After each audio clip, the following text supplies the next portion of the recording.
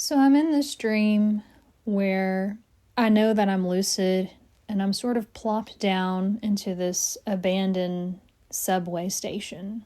And there's these halls in the subway station. Even though the subway station's kind of creepy, I turn a corner and there's some epic art on the walls, like this cool Lisa Frank neon rainbow unicorns and cats. And I'm just kind of enjoying the art. And then I remember something that I wanted to do from my waking life, that the next time that I'm lucid, I want to roller skate. So all of a sudden, I'm roller skating down this hall in this subway station, and I'm looking at the art. Then I turn this corner, and it's a dark corner. And there's just enough light going on where I can tell there's a room with a couch in the middle of it. And there is smoke coming off of the center of this couch because there is a very scary, disfigured body smoldering like it had just been extinguished from being set on fire. I'm thinking, oh my God, here we go. I really hate having scary lucid dreams. They really mess me up because they mess with my sense of reality. And so I'm thinking, okay, just turn your head away from this and go back down the cool, colorful hallway and just ignore this area. And then all of a sudden, right in front of my face, right in my view, like a jump scare, there is this contorted sock puppet dog thing. And I think if I saw it on its own without the context of everything, it really wouldn't have scared me, but I already was in a fight or flight mode from seeing whatever the fuck that was on the couch. So the sock puppet thing was bothering me a great deal. I've gotten to the point where I'm so tired of feeling scared all the time, like in my waking life and dream life. Like I'm just exhausted with the concept of fear. Like I'm just so over it. Like, am I just going to die already? Am I just going to get so scared that I die? Can we just get this over with? So I grab the sock puppet dog by the ears and say, if you're going to kill me, just kill me already. And as I'm screaming, just kill me already, I wake up in my bed and I'm actually saying it out loud, just kill me already. I've been sitting with a memory of this dream for a few months now, and just today did I realize what that dream is and what that dream means. I've been considering quitting my job this school year, like this being the end, and telling everyone that I'm just really burnt out.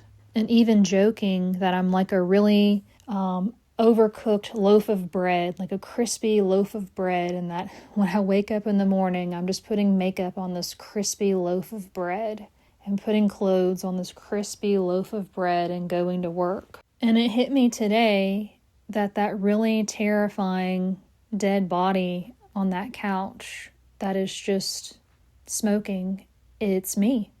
And it's terrifying to think about, and it's terrifying to see.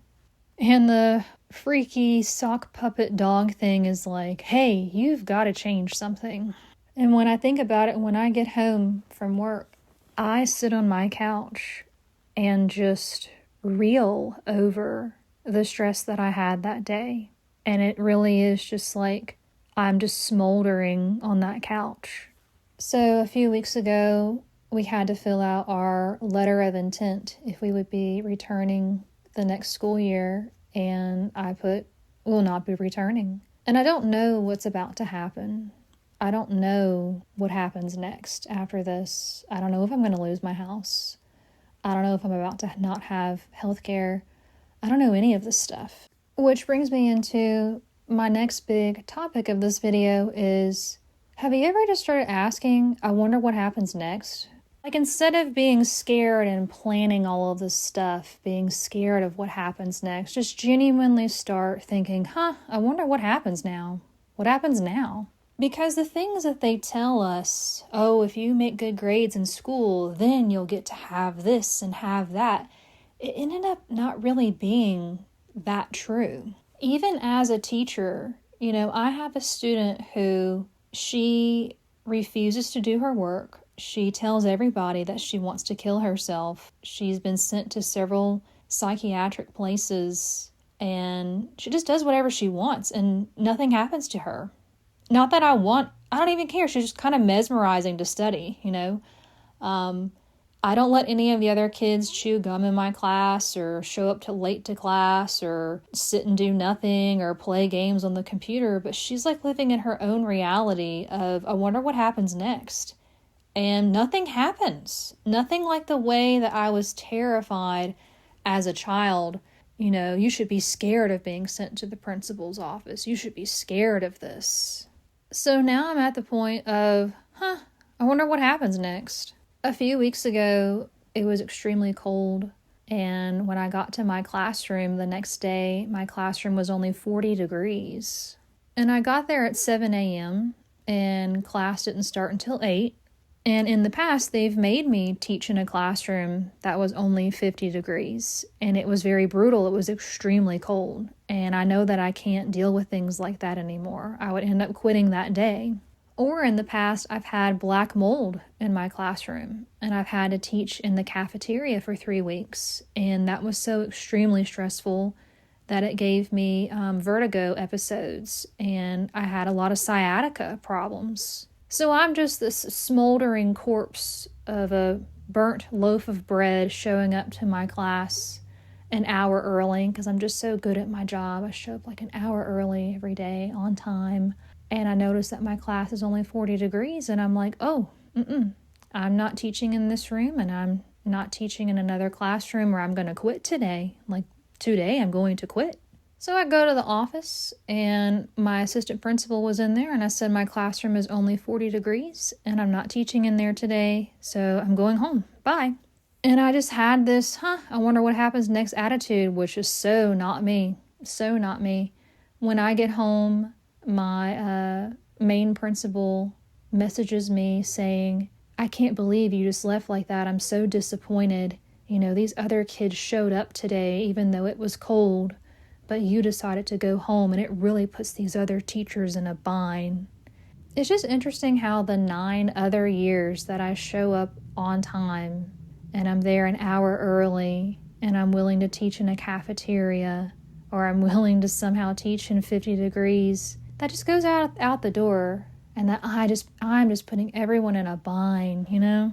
So when I went to work the next day, I got an email from my boss saying that we have to have a meeting after school, basically being called to the principal's office. And he's like, this isn't an official write-up, but we have to have documentation that this meeting is on file, that you walked off of the job site, and that's not appropriate to do.